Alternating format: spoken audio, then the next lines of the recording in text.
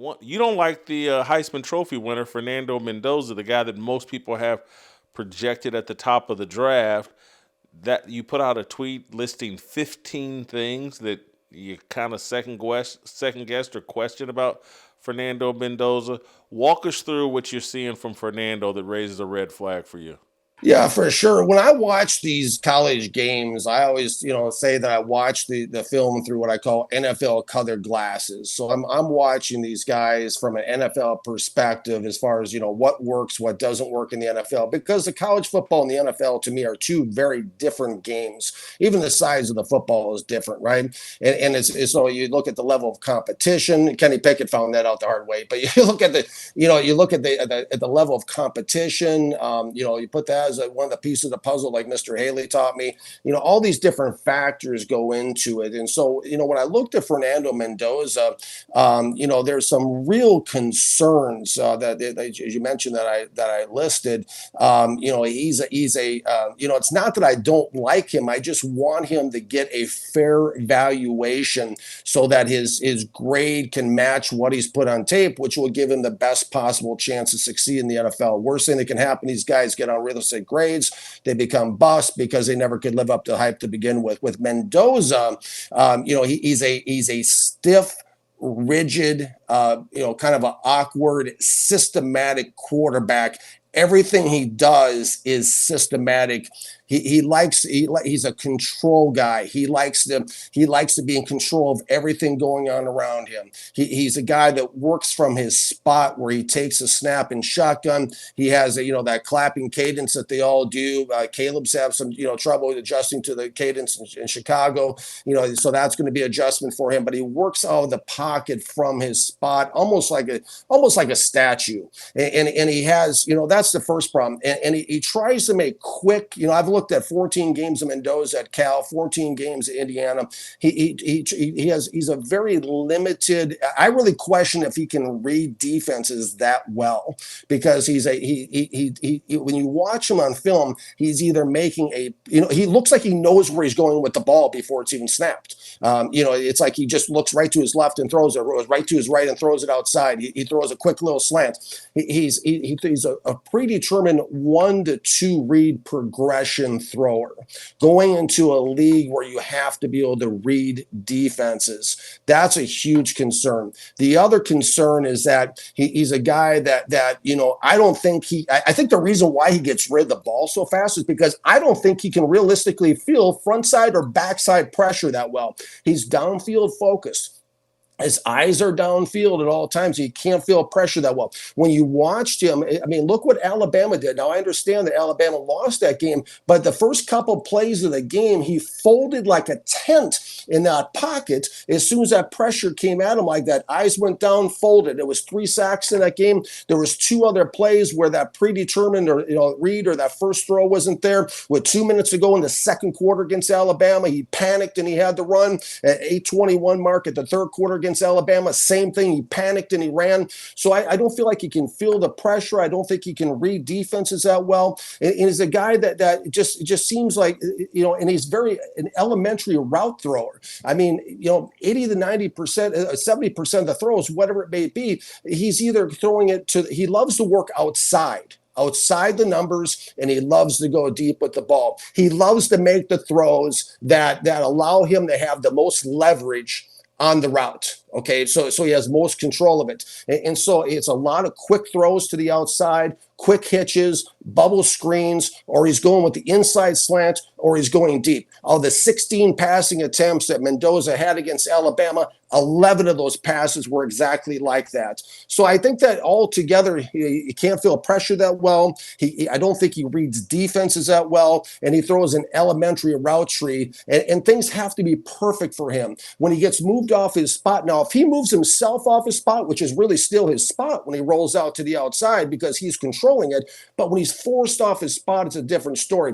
ESPN printed that he was 16.7% completion percentage through the first 5 games when he was moved, when he was throwing from the outside. And so he's a guy that everything has to be right. And when you look at these teams in the top drafting, in the top 16, a lot of these teams are some that, give it up and surrender the most sacks in the NFL. Like, let's look at the Raiders, for example. Everybody says, well, let's have him go to the Raiders. Well, that sounds, I get that. But Fernando Mendoza with the Raiders allowed the most sacks in the NFL this year, according to StatMuse, at 64 sacks. So you take a guy that's stiff, rigid, systematic, can't really doesn't like to move off his spot, and you put him behind an offensive line that's surrendered the most sacks in the NFL. That's terrifying.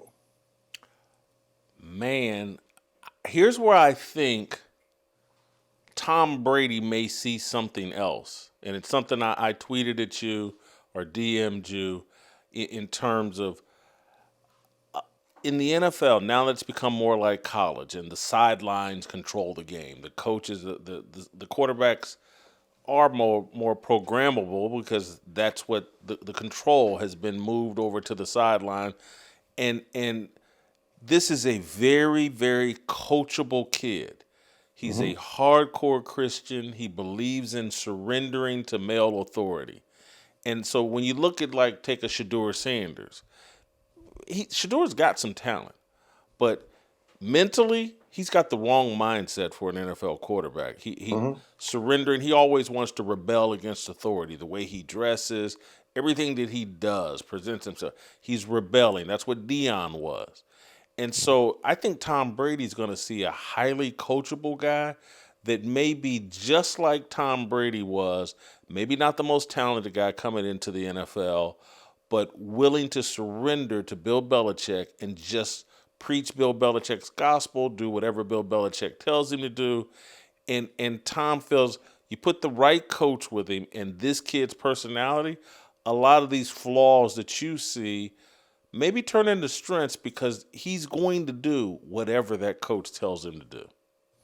Yeah, he absolutely is. And there is a certain degree that is a very positive thing to be coachable like that. But at the end of the day, to me, in all due respect to Tom Brady and yourself, I mean, you make a great point, and that very well may be what Tom Brady is seeing in him, or it will see in him. But by the end of the day, the concern is not Mendoza's, from the neck up with his coachability and his belief and everything else that he has in God and surrendering to a male authority.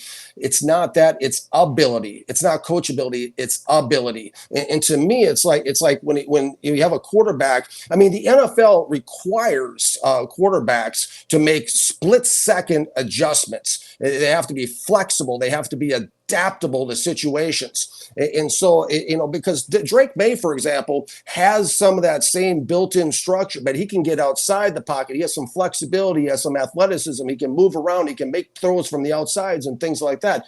Mendoza is so limited to just being a guy that I have to have it this way, like robotic. It has to be, I have to stand in the pocket. I have this read here. I have this read here. I mean, when Alabama caught him in those two plays I mentioned, and everybody can go back and look at the film, and that, the second quarter with 2 minutes left to go, and then again in the third quarter with 8:21, they even showed the end zone spot, and they showed how Mendoza looked at his two reads, and it's like he just panicked and he just ran instead. Well, be able to adjust to situations, that's a huge concern to me because he's so rigid. It has to be perfectly lined up for him to succeed, that anything outside of that, and then you take him and he's going to be seeing defenses like, Kirk Cousins talks about, and these different quarterbacks talk about, you can't read these defenses pre-snap. And so a lot of it's read after the snap, and he's sitting there, and if he's just going to go back in the pocket and think he's going to throw a little bit out to the left, a little bit to the right, an inside slant, and he's going to go deep,